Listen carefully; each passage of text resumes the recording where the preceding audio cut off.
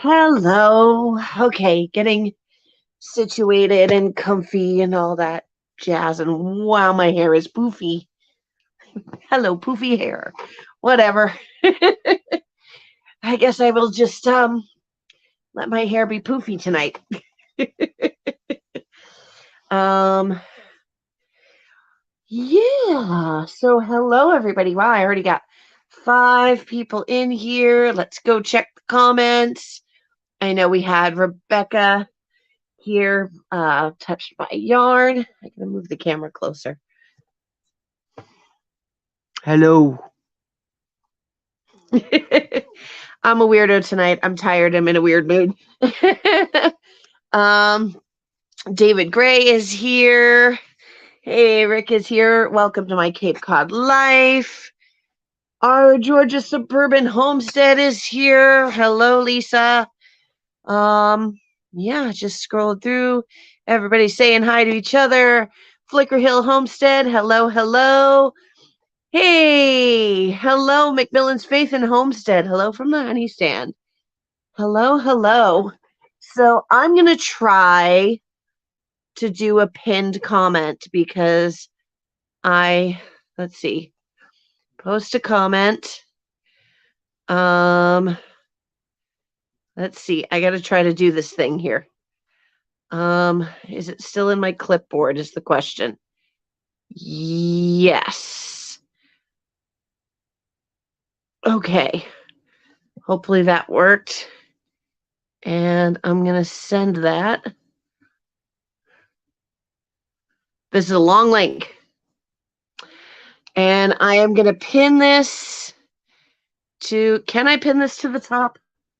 I don't know that I can pin that to the top. Very quick thing about this big, huge, long link.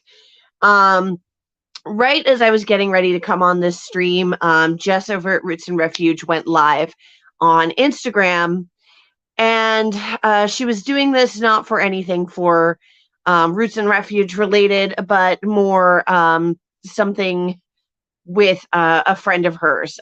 This is an Instagram friend of hers that she's known for many years, and they have experienced a decent amount of tragedy. A few years back, they were pregnant with twins. They very sadly had very early labor. One daughter was stillborn, and one daughter was in the NICU for a while, and she got to come home, but she was not on this earth for very long.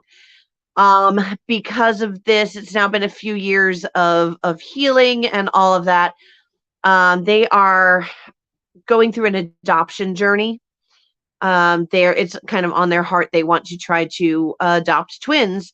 And so there's this link that's down here is to vote to help them win a competition. It closes at midnight tonight, to help them get their entire adoption journey funded. So I wanted to put that up there. I don't think I have any actual mods in here right now, but hopefully they can pin that later. I figured I would talk about that in my live stream just at the very beginning tonight. If somebody feels like they would like to go and vote, and I guess they're in third place and they have till midnight tonight to get to first place. But if they do win, then they get their entire adoption journey funded, which is huge if you know the costs of adoption. So now that I've talked about that, I'm going to go back a little bit. Yeah, because Flicker Hill Head and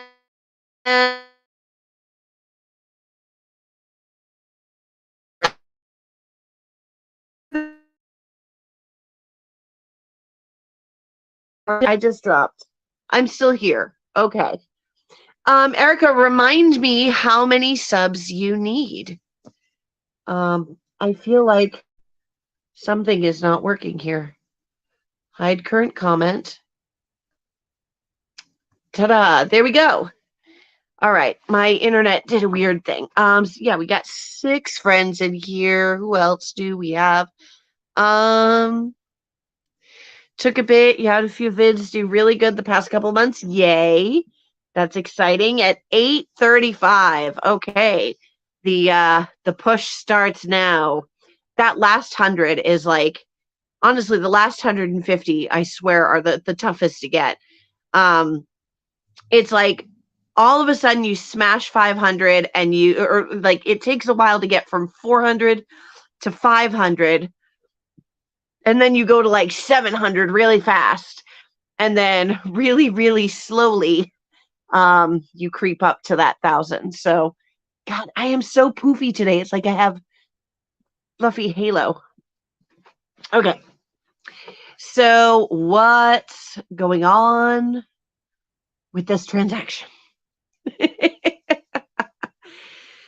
Well, first things first, I was going to put this in, being that I am, my goal was by the end of the year, but I need to advertise the channel.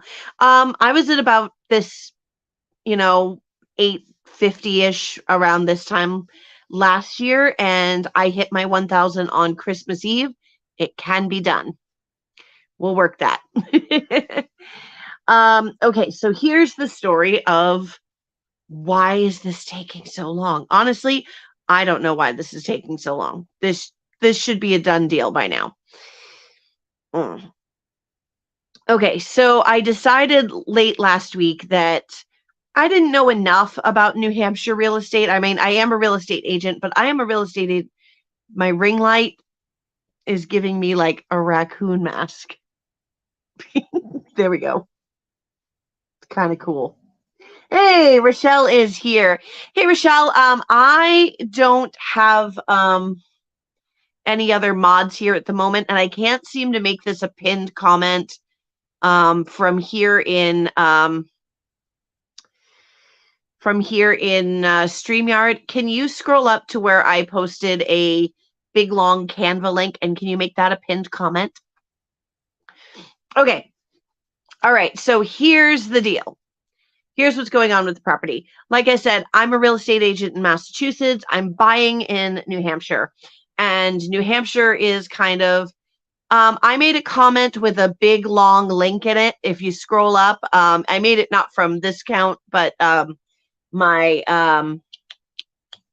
one of my alt accounts that has my actual name on it. Yeah, if you can make it a pinned comment so it stays at the top, that would be awesome. Yes, so I decided that I did, in fact, want to engage a New Hampshire licensed real estate agent that's done things up in New Hampshire. So I reached out to my good friend, Linda Turcott, who is a fantastic agent, has been a really great mentor for me for a while, and she is New Hampshire licensed. So the reason I didn't get an agent in the first place is that it's such a tiny little transaction that the commission, I'm like, I'd just be bothering them for like almost no profit for them. So I said, meh. But then I really realized that I don't know enough about real estate in New Hampshire. So I got an agent. So she goes right to work. She gets me a purchase and sale. We work out a few things. She talks to the seller's agent.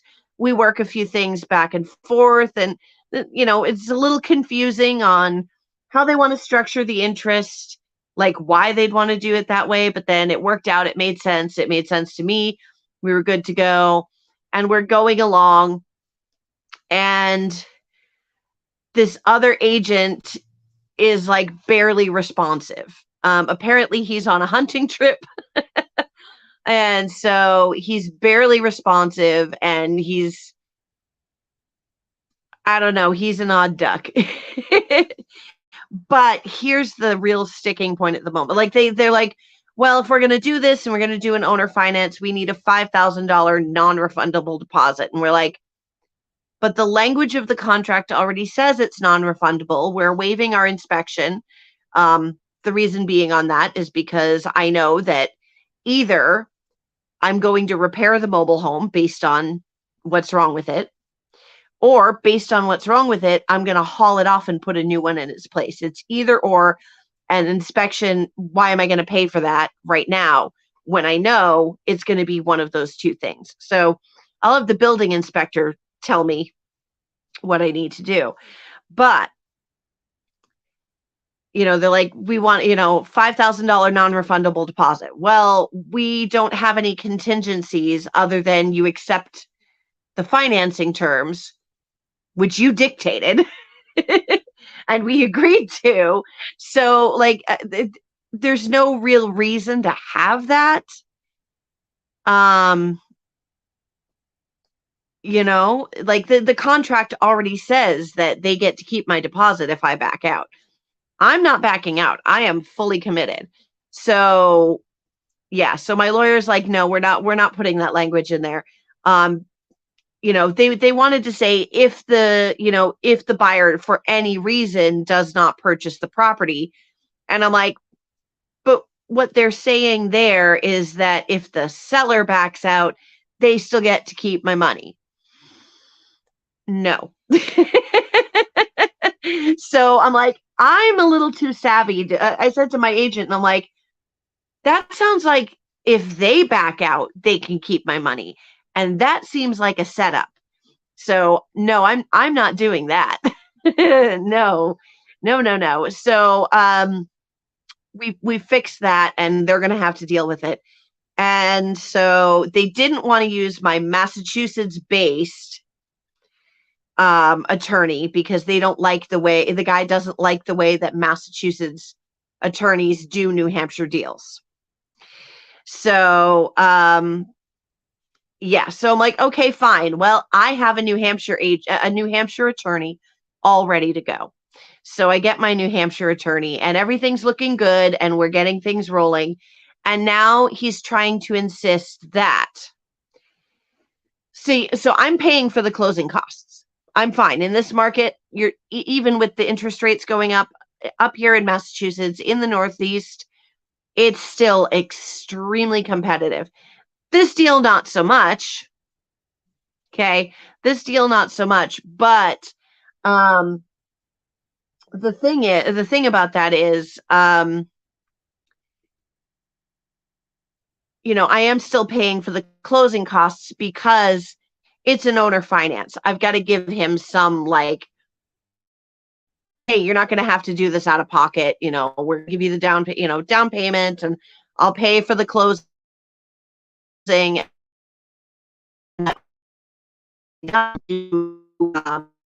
Sale, title, the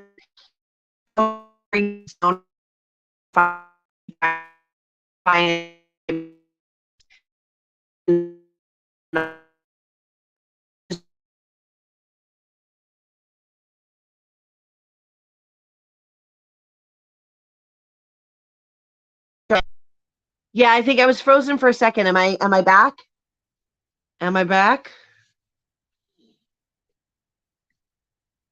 It only was spinning for me for a second. Am I? Ah, shoot. I am really. Whoop. Okay, I'm back. Okay. Hey, bro, cowgirl. Hello.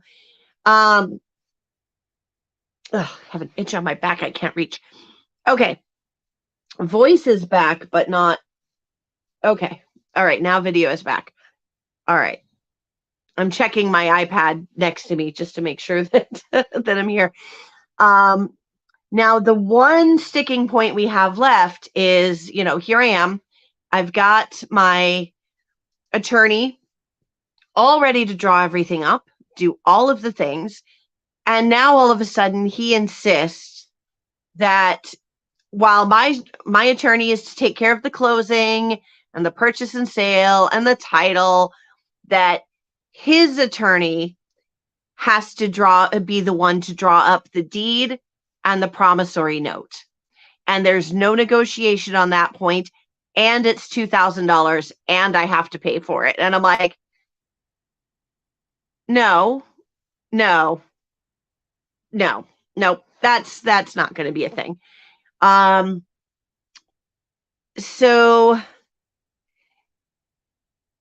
the thing there is that I'm like, I don't mind if they want to draw up the deed and if they want to draw up the promissory note, because my attorney's going to review it and make sure that everything is copacetic, like everything is right, everything, that it protects me, that it gives me my warranty deed, that it, nothing fishy is going on.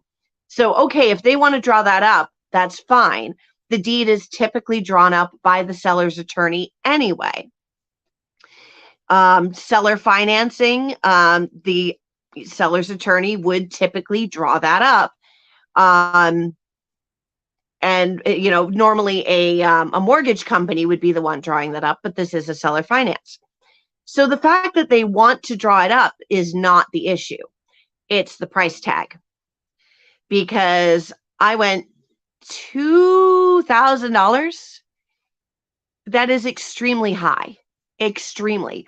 I went to my attorney without even telling her what was going between the agents, and I said, "Hey, if I asked you to draw up the deed and the promissory note, what would you charge me?" And she goes, "Well, there's this, and then there's this, and then there's that. $650. And they're saying it's $2,000 non-negotiable, and it's that or I can go walk."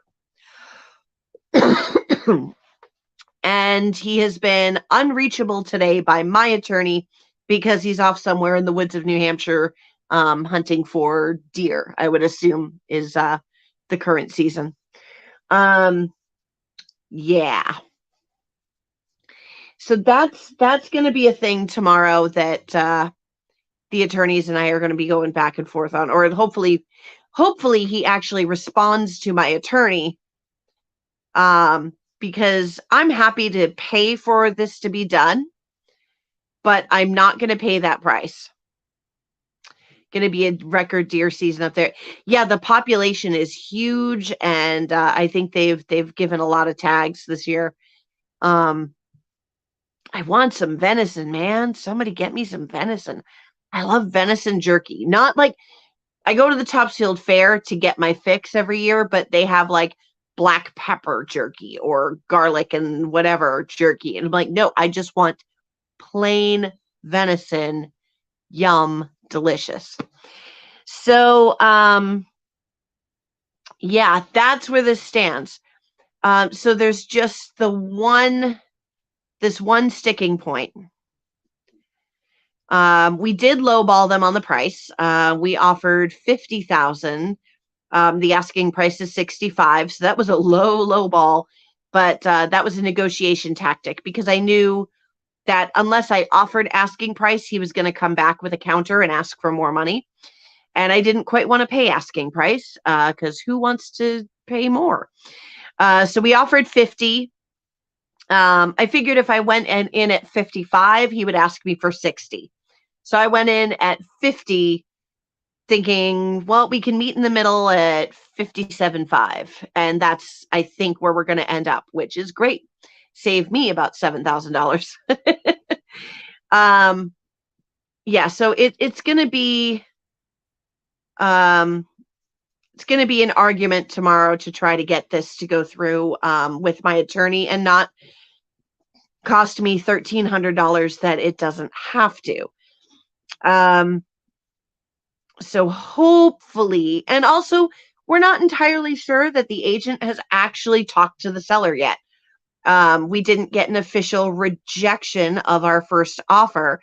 We're not going to ask or push for that because we're trying to finesse these guys.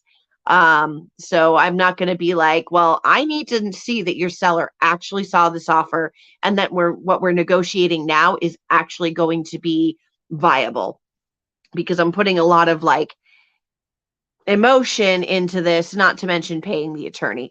So that adversarial part of me wants to on this, but I know from this side, we got to finesse it. We got to finesse it. Hopefully, like I said, hopefully tomorrow there's communication between the agent and my attorney, and we can work this out because they really can't dictate who my attorney is. So, the only thing I can think of is the agent's getting a kickback from the title company. That's the only reasoning that comes into my mind is they get a kickback. And no, sorry. I think he might be a little miffed that I decided to use an agent, so he now has to split the commission. But we'll see. We'll see. If it comes down to it, I want this property bad enough that I will pay that extra $1,300. It's gonna hurt. It's gonna mean that it takes a little bit longer to get in there and do the repairs. But I don't know if you know if that's the premium I got to pay to get this thing under contract, and I'm not paying $65 for it, then I mean, I guess it all comes out in the wash. Hey, the chicken and Garden State Gardener. Hello, hello. Yeah, so I mean, I'm not exactly enthused that that's the way it's going, but at least it's going toward what I think is an accepted offer. And hopefully the hope is roughly like 5 years. Hey, and Annabelle TV is here. Hello, hello. Yeah, I'm hoping that in roughly like 5 years, I'm mortgage free up there. I don't have to move away from family and friends. I can stay at my theater company. There is room there for chickens and goats and that beautiful river where I can kayak and all and just I have plans for this place. I have so many plans for I can't get my hair to not be, and I can't get my hair to behave tonight. Is poofy. 1,600. So I just explaining to everybody else the latest snag in the negotiations is that the seller's agent wants me to use wants me to use my attorney for all the closing documents and the closing itself and pay for it, which is normal. But they insist that I use their attorney for the DN.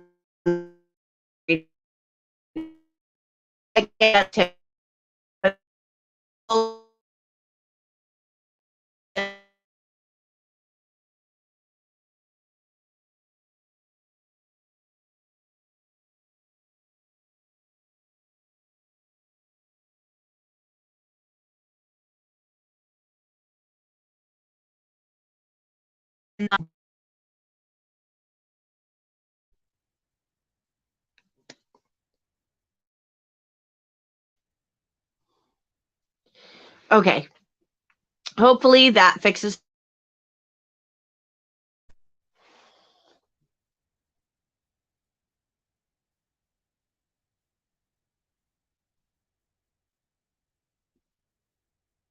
Okay.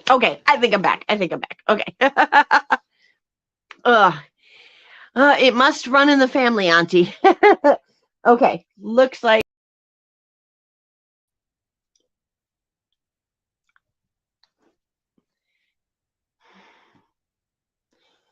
This is rude. My connection is being rude. Okay, so they want me to use their lawyers to draw up the deed and the promissory note. And that in itself is not atypical because typically the seller would do that anyway. Or, well, the mortgage company would do the promissory note, but it's a seller finance. The seller's doing that. So the attorney would have to draw up the promissory note. That's not the problem. The problem is that my attorney will do that for them anyway, and that will cost $650. If their attorney does it, they're charging $2,000, and I'm like, no, just no. All right, I won't go back and explain all the real estate jargon, again, if you guys want to know the deal, you're going to have to go back to the beginning because I want to bore people by repeating it like several times because it's all like, yeah. But yeah, the agent is being very sticky on it, and he's just repeating that it's $2,000, it's $2,000, it's $2,000, like over and over and over again. Like you're being a broken record, dude. We hear you. But I don't want to pay that extra. Yes, hit the thumbs up. Hey, we got Leanne from Mennonite Farmhouse. Hello. Leanne, how are things going? So for those of you who don't know, who might not have been tuned into Mennonite Farmhouse, they had a fire in one of their grain silos, their corn silos recently. And it was a major loss of both crop and infrastructure. So it was a pretty big, devastating thing. Sounds like the family or the community is wrapping you guys up, but not great. Not great. I do have a question though, and I meant to ask you, and then the fire happened, and I like for like I'm gonna let them deal with that before I ask this question. Did Pelosi come home? Tell me Pelosi came home, and then everything's okay. But yeah, if you guys can help them out, watch some of Leanne's videos. She recently put out a video on some apple fritters, and oh, I need those in my life. I need to make those. You got the cleanup done, and you got the floor replaced. Okay, that's good. That is good. Yay. Yeah. So, let's see. Do they have a vested interest in that law firm? And is that why the seller is pushing the attorney? See, yeah, that's what I feel like he's getting a kickback.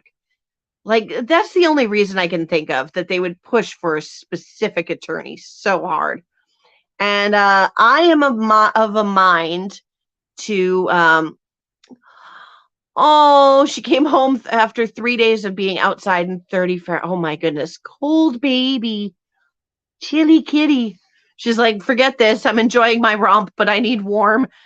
Okay, well, I'm glad she's home. I'm glad you were able to get that repaired. Yeah. Yeah, so I kind of think it's a referral reward or a kickback. And he says that it is policy that every deal at his particular, I won't mention the national brand that he works for, but oh, she lost like a whole pound when she was out. So, oh, baby. I won't mention the nationwide chain that he works for, or an international chain that he works for. He doesn't work for mine. I work for Keller Williams. He's not a Keller Williams agent. I will say that much. But for everybody in his particular branch, so he says, everyone has to use this attorney for the deed and promissory note. And I call bull pucky. So I don't want to rock the boat, but I will say that after the deal is done, after everything is inked, I may call his managing broker. Yeah, I may call his managing broker, and I will not name names. I will be nice and say, this is what I was told. And I was wondering, is that in fact the policy? Can I make a bad faith claim? See, I feel like there's definitely some code of ethics issues involved in this representation.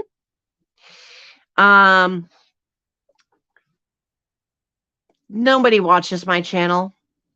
Well, maybe not nobody, but like nobody involved in that would be So, but I am being careful not to mention the company. Yeah, I do think that I may speak to the managing broker and ask if that is in fact the policy. And then say, and I'm not gonna name names, but I'm gonna say this is the thing. This sounds like an ethics complaint. Yeah, and go from there. But I want my purchase done, inked, all set. Then I'll worry about the ethics complaints that I may or may not file. The only thing is, like, I would be questioning the deal itself and the property itself with the way he's behaving, except that I've done all my due diligence. I've been all over that town hall, talking with the building inspector, talking with the tax clerks, the property lines, the any chemicals. Like, I have gone down the list. I have verified every bit of information, every scrap of information on this property. So I know exactly what I'm getting into with the property. It's just getting through the agent and getting the deal inked. And I'll tell you, this may be the last real estate deal that I do. This year in real estate for me, the very first deal I did at the beginning of the year, the agent nearly tanked the deal. The other agent, a very successful and very prolific agent, through his hubris, didn't do due diligence that he should have done. Then when I discovered the issue through my due diligence, like, it almost blew up the deal because he didn't deal with what we discovered in that due diligence in a timely manner like he was supposed to. So, yeah, it almost tanked the deal, and that was my brother's condo purchase. So that was a frustrating agent to deal with. Then the next agent that I dealt with, they're all men. Well, actually, no, the third one was a woman. The next one that I did, I had a very stressful time with that guy because he was extremely aggressive. He was like this young gun guy, like, look at me, I'm a young, flashy realtor. Ooh, look at me in my flashy car, and I do big deals, and oh, money, money, money. And really? But he wasn't doing what he was supposed to do either, and he was getting aggressive and yelling and swearing at my attorney that I deal with that I work with for my Massachusetts deals. And we were like, oh, this guy is getting a complaint afterwards, because he didn't even have we closed, or we were going to close. We went to our walkthrough, and all the person's stuff was still there. They hadn't even moved out yet, and they were closing at 9 a.m. the next morning. And they're like, oh, yeah, we'll have the stuff out by tomorrow night. No, that's not how this works. That's not how any of this works. We had to delay closing by 2 days to give them time to get all their stuff out. And this guy's like, it's not a big deal. Yes, it's a very big deal. There is a huge liability issue. So, stupid agent number 2. And then there was the third agent, which was she was much better, but there were still some hinky things going on there too. And saying, stuff like, we had to get a co-signer on the loan, and she flipped out and is like, if you're changing mortgage companies and blah blah blah, and you're not going to be able to close on time, then blah blah blah, and I'm going to report you, and I'm going to talk to your managing broker. And I'm like, chill out. We just added a co-signer. They're not changing mortgage companies. We're still on track to close exactly the same time, and all you had to do was ask me, instead of flipping out and swearing at me. And now we've got this agent. So this is for, who you work with matters. If you guys are looking for an agent anywhere in the US, I have connections. Talk to me. I got the people who are not going to screw you around, honestly. Yeah. So, oh, where is Dexter? Dexter is sleeping. Well, I've got a Mia. Mia, do you want to come on camera? Do you want to come up on camera? She's like, yeah, let me get up. I'm an old lady. Oh, look at this puppy. We gotta get our Mia fix, right? All right, hold on. There's that puppy. Look at this baby. She's like, let me steal your pillow, Mom. Let me steal your pillow. She's like, you got a burger? My parents made burgers and she got to lick the plate and she's like very offended that she did not get made a burger. Because, yeah. Hi. Yes, you're my sweet girl. Oh, stretch. Where's that puppy? Where's... Oh, there she is. That's my girl. She's very sleepy. She's like, I'm just going to go back to sleep now. If I get this house, she's going to really enjoy it. We are going to give her a big fenced area to run around in. Huh? Are you going to love it? Are you going to chase all the bunnies? She loves to chase the bunnies. Her nickname is Mia Bunny's Bane. Mia Bunny's Bane. She's like, oh, if you just let me off this leash, I will take care of those bunnies for you. Okay, now I'm going to have to readjust my camera. Oh, yes, her tail is very waggable. I feel bad for Heidi and Lydia who just came in, because like I kind of already explained it twice or three times to people, so I don't want to bore them by explaining it again. But I mean, I will say things have been a little bumpy in getting the negotiations done. But really it just comes down to the other agent is being a bit of a, can I swear on this? Can I? It's being a bit of a hard ass and trying to have me pay for something that I shouldn't be paying for. Or something I'm willing to pay for, but I'm not willing to overpay for it by 200%. Yeah. Not paying $2,000 for something that I should pay $650 for through my own attorney. So that's the deal there.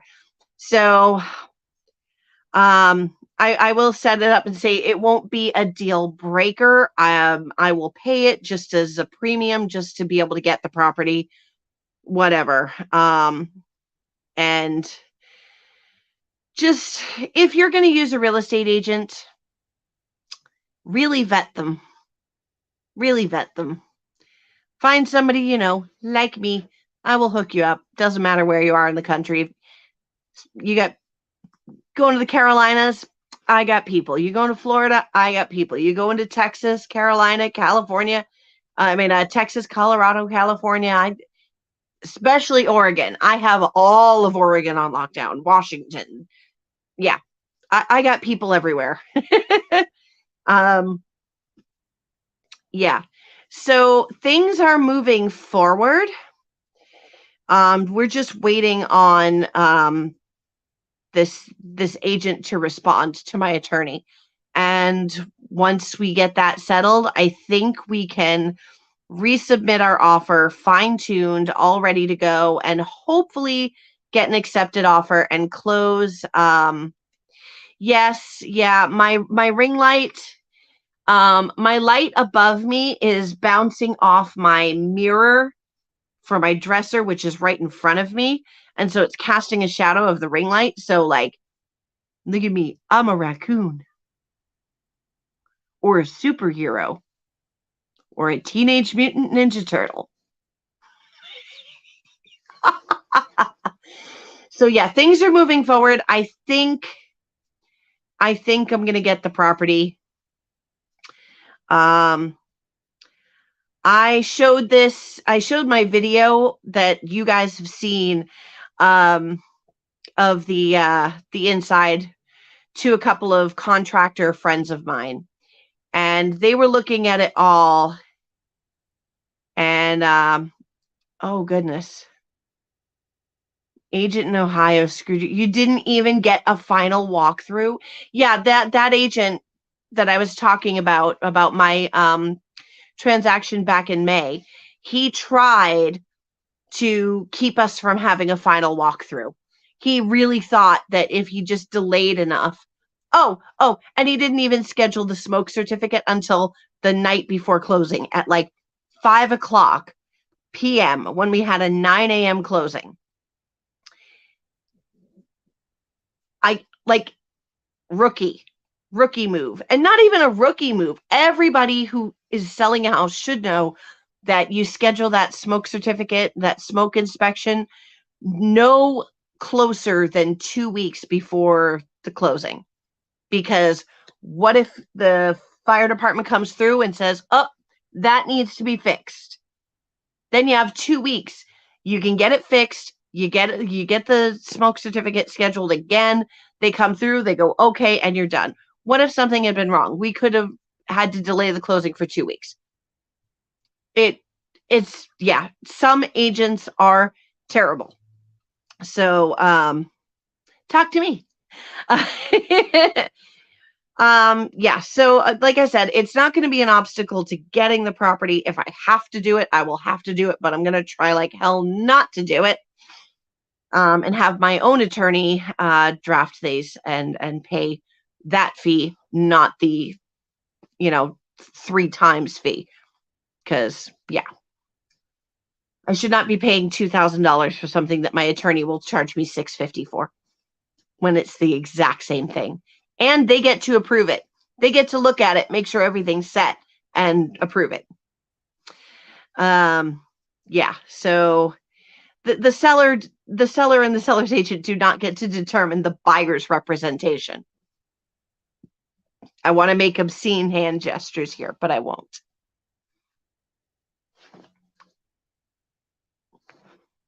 High school lingo, anybody?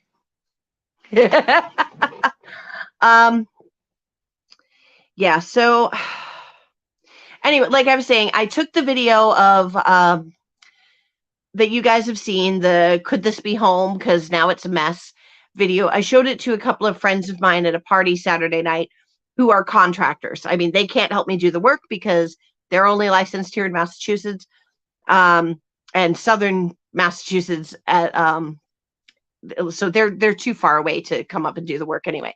But they were looking through and they're like, oh yeah, you can repair this. You can, this is not bad at all. Use the PEX pipe. Instead of PVC, use PEX pipe. That's kind of the new better than PVC for mobile home type of thing. So we're going to use the PEX pipe for repair.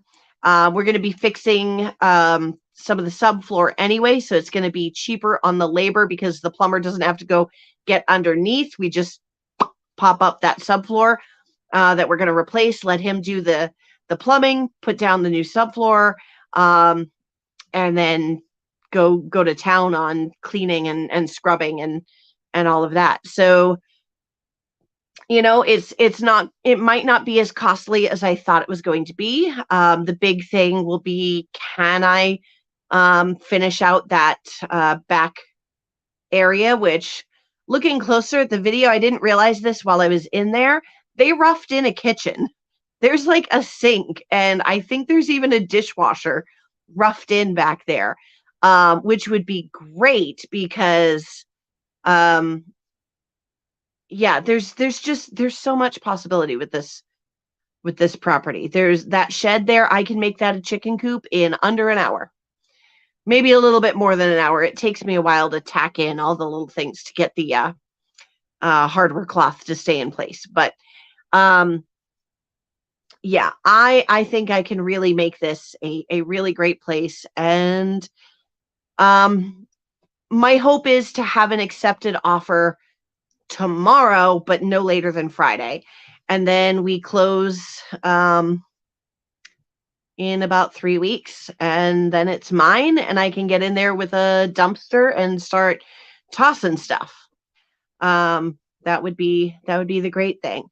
So, or would they have up there? They do not have trash pickup. You can get a private company to do trash pickup, but they have a transfer station, and I'm cool with that. So I might not even get a dumpster, aside from, maybe I'll find somebody who's got a truck who can come and take the couch.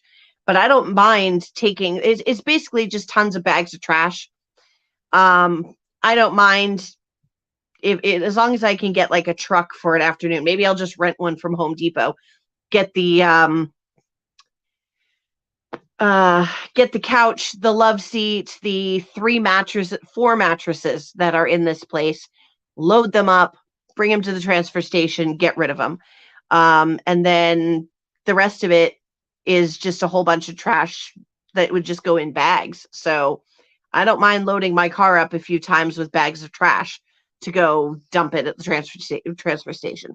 That would actually save me a lot on getting a dumpster. That's actually a good plan. I just thought of that now. So yay. So I'm already starting to make some plans on what I'm going to do with the exterior of the property. I'm going to go nicely, like with a plate of cookies. I'm going to be that lady. Go talk to the new neighbors once I own it and say, hey, this is where the property line seems to be, based on your plot map with the town and my plot map with the town. I don't mind you parking your car here for now, but once I'm, start, in the spring, I'm going to start planting things here. I've decided that I am going to build like a fence along that line because I'm going to fence in my garden over there. There's going to be, so what I'm going to do is I want to plant a hedgerow of lilac because I love lilac. I love it so much. And I want some really, really gorgeous, fragrant lilac. And I'm going to plant a hedgerow. And behind that, I'm going to put just a simple fence. Then after the fence, there's kind of like an access down to the river. So I want to use that. I might even like do a fence and then another fence, like a couple, or I'll do the hedgerow and then I'll do the fence, like 3 or 4 feet away, because there's like access to the river there. And I figure it would make for good neighbors if I allow them to still, it's New Hampshire and there's a river. There's going to be deer pressure. I think what I'll do is the hedgerow of lilac, like a 4-foot wide walking path and then a fence, so that the neighbors, I don't mind if they're just walking through to access the river. It's like it goes straight, and then as it gets to the end of the property, it goes down a path to the river there. So there is near me, actually, in Boxford, there is a lilac farm. They have over 40 varieties of lilac. So I'm going to visit them in the spring and find my lilacs. But I figure, good fences make good neighbors. I don't mind if they use a little section to go down to the river if that's all they're doing. Bringing their kayaks down or whatever. But then on the other side of that fence, that's where I'm going to start planting the berry bushes, the garden beds. I'm trying to like map it all out in my head, but like I've got to get out there with a tape measure and see what space I'm actually going to have, because I could build something huge. Yeah, see, that's the only thing. It's only like the two neighbors that live on either side of me, so I don't know. I'm gonna see how they feel about me, putting that lilac hedge up first and be like, hey, nice to meet you. I'm Danny. Here's some cookies. Um, once I move in, I'm gonna, once spring comes, I'm gonna need you to park your truck over the other side of your property because I'm planting things here. And now that I think of, what? I don't even think I need to do that because I think the corner of their property, they can just go whoop through the woods and they can get down there. They can create their own path. um, that is true. That is true. I think it's very much going to depend on their response to me reclaiming the land there. So that's true. That's true. I could have them sign a waiver. Um, yeah, but I don't know. Yeah, so I want to see how much space I have to work with back there because that's also the side of the house where the chickens are going to be, and I'm going to put a temporary goat shelter um, and paddock over there while I slowly have the goats clear the other area and then build like an actual barn. Um, but I very much want that garden area to have a greenhouse. um, I think I might like to build like a window greenhouse. That would be really cool, but who knows? I don't know if I've really got the skills to do it, but I'll definitely be looking into that and just kind of looking at plans and probably lots of YouTube videos. Um, I'd like a greenhouse with like a porch for a seating area. And I'll build like a perennial herb garden around it. And then out from there will be raised beds and cattle panel trellis and things like that. The first year, I'm not really going to, like this coming spring, I'm not going to be living up there yet, most likely. So I don't think I'm not going to have garden beds or anything like that, but I am going to put in the lilacs. And I think I'm going to sow like just a ton of sunflowers out there. Um, just to grow a bunch of pretty sunflowers. And that might kind of tell me what I'm dealing with some of the soil. I don't know. I'm going to do a soil test from several portions of the yard so that I know what I'm working with out there. And yeah, just slowly go from there. I'm really just going to focus for the most part, aside from like cleaning up the outside. There's a bunch of like junk around, so I want to clean that all up. I want to get it mowed, um, all of that. I would like to do that in the meantime. So the south side of the house is the front side. So the front of the house is south facing. So I don't really think I want to have a greenhouse attached to the house in the front. Still thinking about that. Maybe potentially on the east side of the house because it's sort of angled this way. So it would get some of like the southeast light going in there to warm it up. Like I could do a little one over there under the windows on the back of the house, but I don't know. But I mean, I'd like a greenhouse with a porch. I've had this picture for a while of a greenhouse with a porch, so that you have someplace nice to sit in your garden. You Does Lisa still have the soil test code? Probably. I know they do still sponsor Around the Hay Bale, I believe. So I'm hopefully gonna get in and do that. Yeah.